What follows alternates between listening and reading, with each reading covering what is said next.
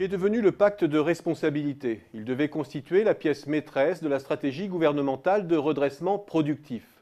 Le plan de stabilité récemment dévoilé par le gouvernement fournit un peu plus d'éléments sur le dosage et le tempo finalement retenu pour la mise en œuvre du pacte. Et il se confirme, compromis après compromis, que ce dernier s'éloigne peu à peu de son objectif premier de restauration de la compétitivité et qu'il vire de plus en plus au contre-feu pour amortir l'effet dépressif de la rigueur programmée du côté des dépenses. On en sait en effet aujourd'hui un peu plus sur le rythme de baisse des dépenses publiques programmées pour les années à venir, avant que les compromis politiques n'en édulcorent peut-être la portée. Et l'on sait notamment que l'effort de baisse est particulièrement concentré sur 2015 pour obtenir notamment le quitus de Bruxelles.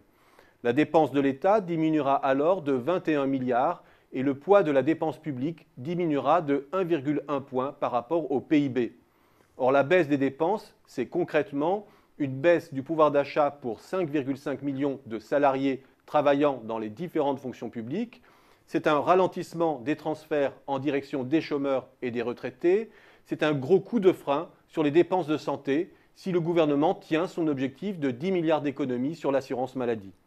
Autant d'éléments qui agissent très directement et très puissamment sur la demande et déstabilisent donc la croissance à court terme. Et la perception de ce risque a fortement influencé le dosage du pacte de responsabilité qui a viré en antidote à la rigueur. Face à la forte compression des dépenses pour 2015, que prévoit le gouvernement?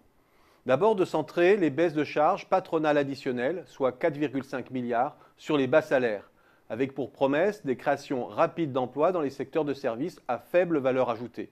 Additionné à l'effet du CICE, le gouvernement table sur 160 000 créations d'emplois induites dès 2015.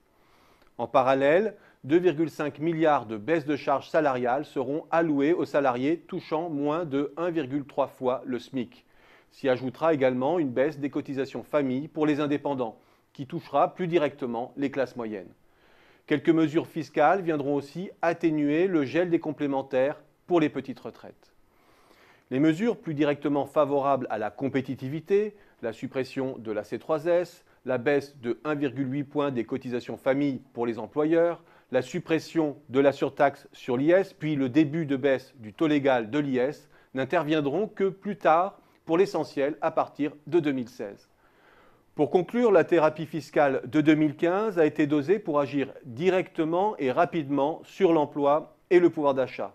C'est probablement un moindre mal, car sans cela, le gouvernement devrait faire une croix définitive sur son projet déjà très ambitieux de 1,7% de croissance en 2015.